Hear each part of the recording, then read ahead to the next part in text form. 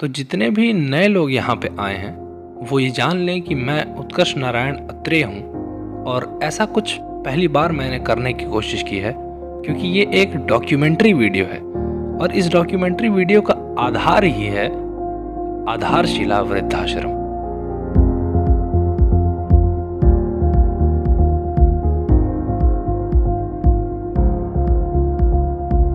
मेरा नाम सुशील कुमार श्रीवास्तव, मैं यहाँ प्रबंधन कार्य देखता हूँ। इसकी स्थापना 2015 में हुई थी और मेरी संस्था है आधारशिला सामाजिक एवं सांस्कृतिक विकास संस्थान। उत्तर प्रदेश सरकार PPP मॉडल पे ये प्रोग्राम चला रही है।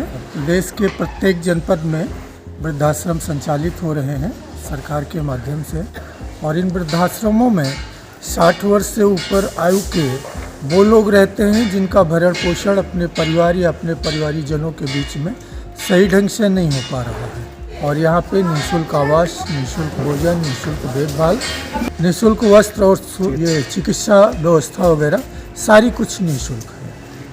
हाँ, हम सुशील साहब की बहुत तारीफ करेंगे। जो हम खाने की इच्छा रखती है वो डिमांड पूरा कर हो जाता है हम लोग का। हाँ, बहुत अच्छा है। हम जब से यहाँ आए हमको हमारे घर में नहीं अच्छा लगता। हम यहीं रहते हैं, वहाँ के बुलाते हैं लेकिन हम जाते नहीं हैं। न सब इलाज होता है, सब इलाज हाँ, दवा भी मिलती है, नहीं ठीक होता तो अस्पताल भी ले जाते हैं, सब साधन है। अच्छा, मेरा नाम आगा श्रीवास्तव, केयर टेकर है यहाँ पे। दादा दादी का देखभाल करते हैं। 85 दादा दादी हैं, जिनका खाना बनता है। बस ऐसे ही एक विचार आ गया कि पूरा परिवार जिसके भरोसे हुआ करता था आज वो खुद किसी और के भरोसे जिंदा है। स्टाफों में भी अच्छा मिलाप है, अच्छे से हम मिल के काम करते हैं सारे स्टाफ। और दादा दादी का भी अच्छा रिश्ता है, हम लोग से अपने बच्चों जैसे मानते हैं हम लोग को। लेडीज वार्ड की साफ़ सफाई, उनकी देख रेख, खाना पीना खिलाना, नहलाना धुलाना, ये सब। एक दिन में 10 सुबह 10 शाम को चलता है। 20 किलो आटा चलता है। सब्जी में मतलब अलग अलग मौसम के हिसाब से सब्जी बनती है। जो भी सब्जी आ जाता है वो बन जाता है। और पहले हम लोगों को खिला देते हैं सबको, तब ये जितने कर्मचारी हैं सब बैठ के खाते हैं।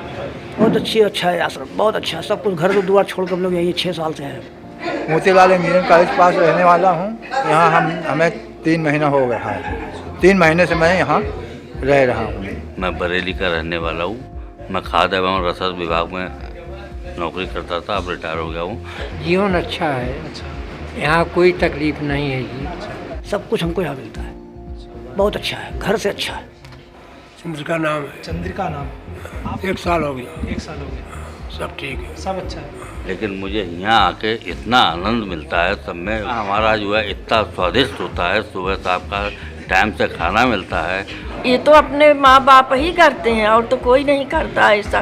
कोई रिश्ता नहीं है ऐसा, लेकिन यही करते हैं तो इसलिए हमारे माँ बाप भी हैं। खाने में सभी कुछ पसंद है। हाँ, लाते हैं।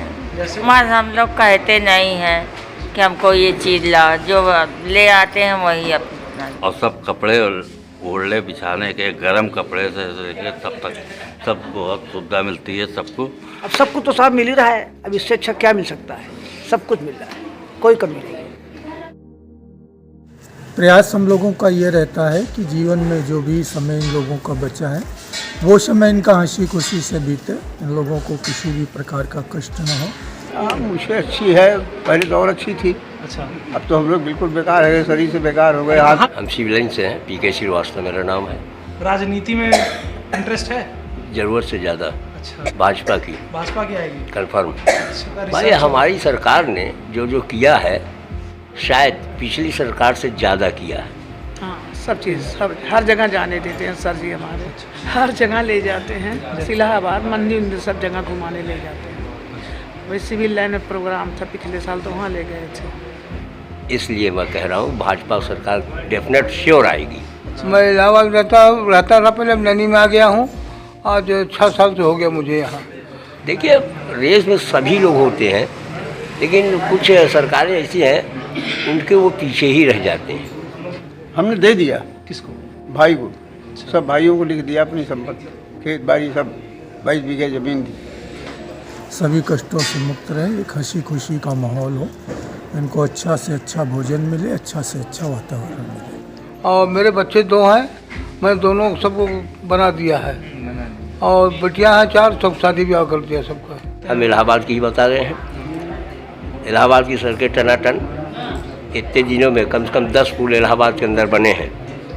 और गरीबों की जो उज्ज्वला योजना है और जो उन्होंने मुफ्त में राशन बांटा है गरीबों को इस पीरियड में, कोरोना काल में, और किसी सरकार ने तो इतनी मदद की नहीं, चाहे कांग्रेस सरकार रही हो, चाहे सपा सरकार रही हो। गरीबों के हितैषी हमारी भाजपा पार्टी है।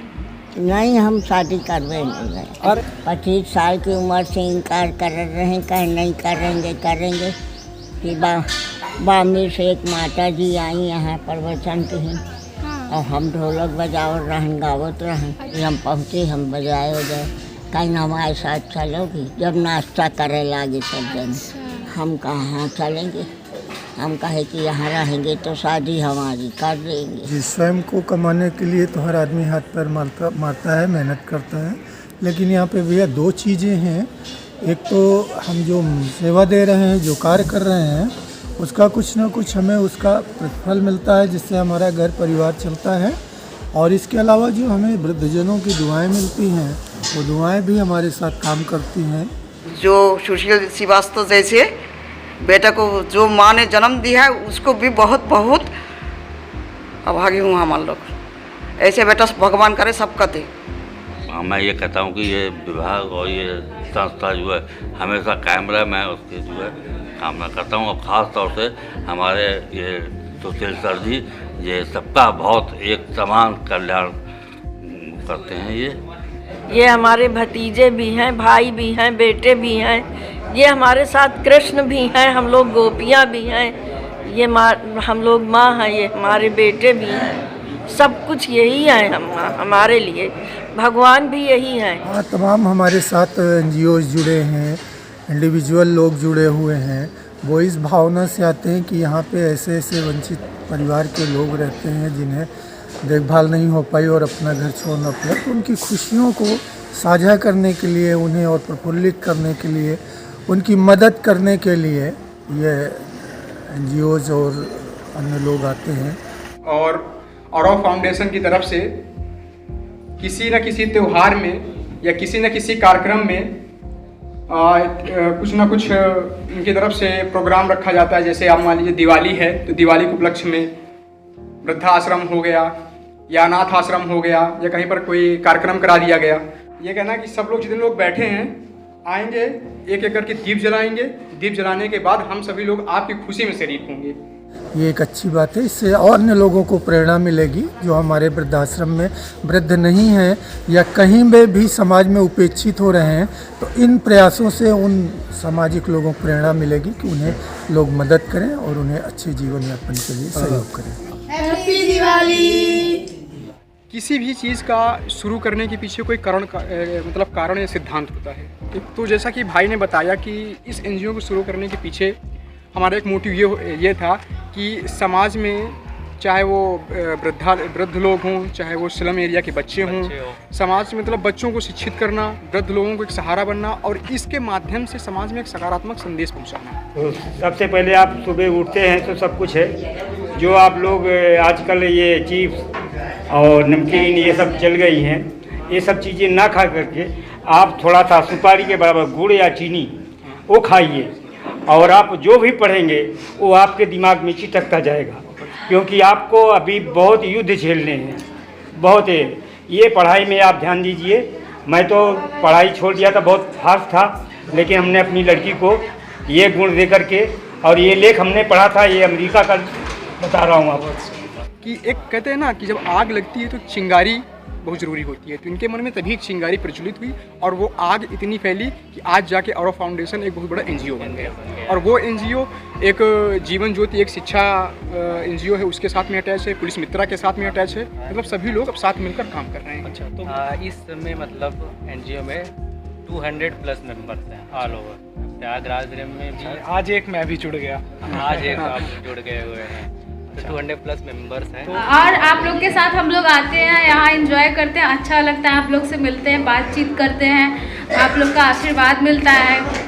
और आप लोग के साथ हर एक त्यौहार मिल के मनाना और सब चीज़ें सेलिब्रेट करना बहुत अच्छा लगता है। हम दिल से रोज़ चाहते हैं कि कैसे भी कब संडे आएगा, कब आप लोग से मिलने का मौका मिलेगा और आपकी जो भी चिंताएं हैं उन्हें सुनने का मौका मिलेगा और आपको हमारे साथ भले ही थोड़ी देर के लिए सही, लेकिन आप लोग कम से कम हमारी वजह से या आपकी वजह से हम मुस्कुरा सकते हैं, खुश रहते हैं थोड़ी देर के लिए। क्या होता है जब हम एक सपना लेके निकलते हैं घर से, मैं भी घर से निकला था एक सपना लेके। पहले मैंने मतलब माता पिता से, अपने माँ बाबूजी से कहा कि मुझे जाके IAS की तैयारी करनी।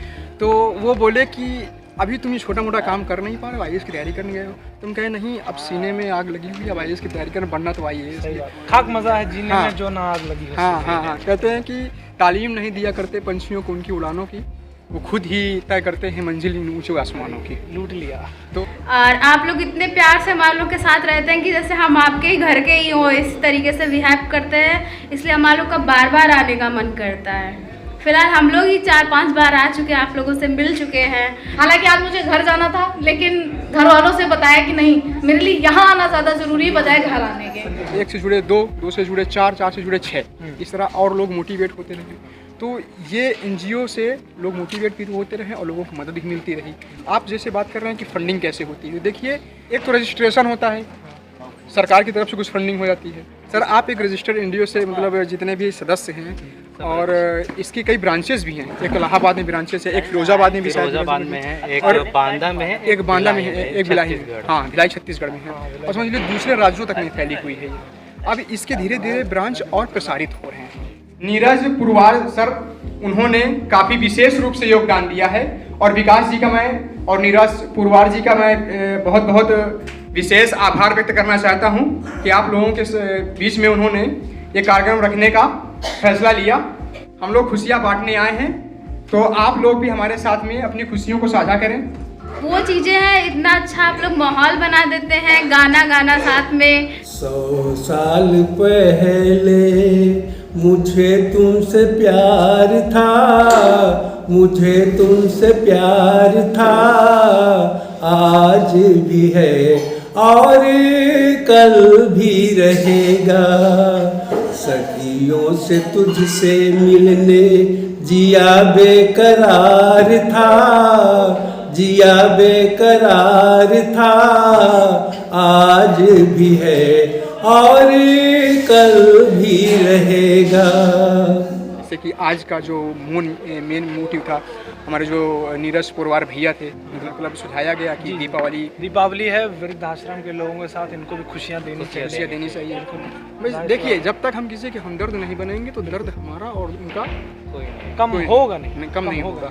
कभी कभी हम अकेले में बैठे होते तो महसूस होता है कि ऐसा कोई मिल जाए जिससे हम अपनी बात कह सकें। कैसे सही कहने के लिए लोगों के पास बहुत कुछ है, बस अच्छा लिसनर नहीं मिलता। सही बात है। तो मैं हूँ एक छोटी सी माटी की गुड़िया, तुम्ही प्राण मेरे, तुम्ही आत्मा हो। मेरी तो फैमिली में शुरू से ही सोशल कॉज को लेके था कि मतलब करना चाहिए, वो लोग पहले से भी करते थे, तो उन्होंने मुझे रोका नहीं और मोटिवेट किया कि जाओ करो, हम तुम्हारे साथ हैं। हमारे यहाँ फैमिली से कोई प्रेशर नहीं रहता, आप कोई भी सोशल वर्क कर सकते हैं, कोई भी पढ़ाई या लिखाई किसी चीज़ में कोई भी मतलब रुकावट नहीं है कि आप ये ना करिए, आप लड़की हैं ऐसा नहीं कर सकती, वैसा नहीं कर सकती। तो मेरे साथ क्या हुआ कि मैंने उनको बताया नहीं, मैंने पहले ज्वाइन कर लिया, उसके बाद बताया। अभी तक मेरे पापा को नहीं पता है, मैंने उनको नहीं बताया है क्योंकि वो ड्यूटी पे हैं और यहाँ पे हैं नहीं, आने वाले थे बट नहीं आ पाए, तो हमने उनको अभी बताया नहीं, उनसे मेरी बात नहीं हो पाई। मम्मी से बोला कि मुझे जाना है। मेरे घर से फुल सपोर्ट है NGO के लिए, और इनफैक्ट मेरी मम्मी ने ही मुझे कहा था कि कोई एक NGO ज्वाइन कर लो, सोशल डेवलपमेंट के लिए आपको बहुत बेनिफिट। और ये ओल्ड एज होम है तो यहाँ पे आके तो वैसे ही बहुत अच्छा लगता है।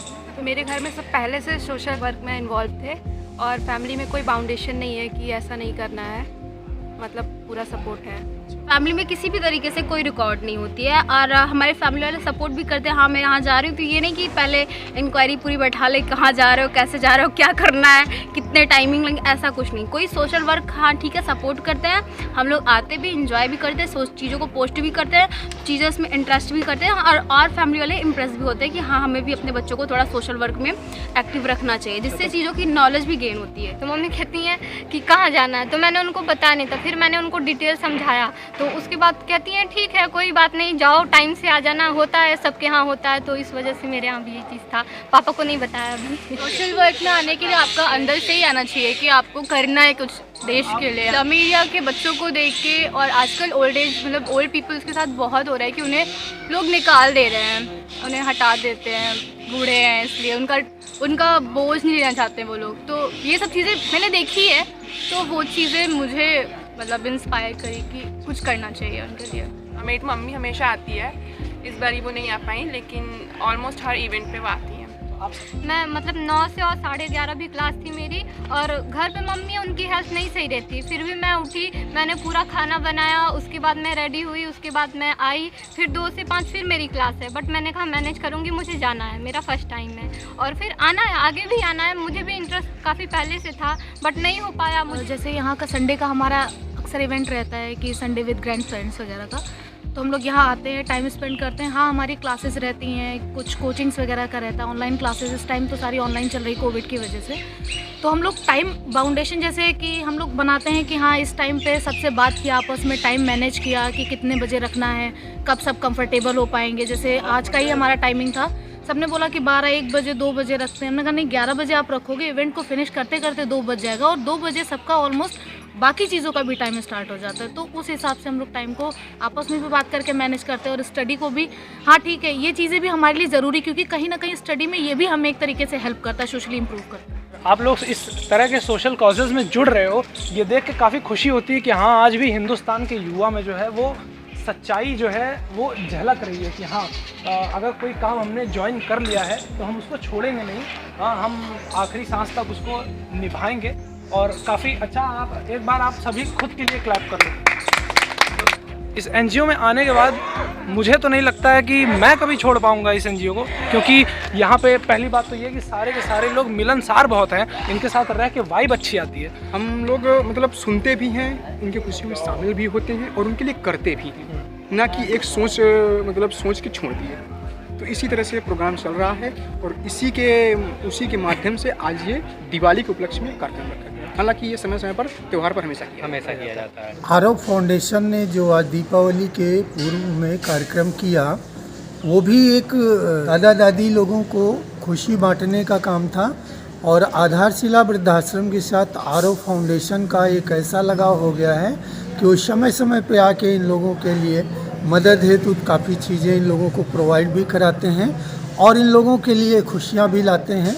और ईश्वर से मैं तो यही कामना करूँगा कि आरव फाउंडेशन का भी परिवार इतना बढ़े कि हमारे परिवार से भी बड़ा परिवार हो, और वृद्धाश्रम जैसे नीडी लोगों के लिए ये हमेशा सक्षम रहे और हमेशा मदद करता रहे।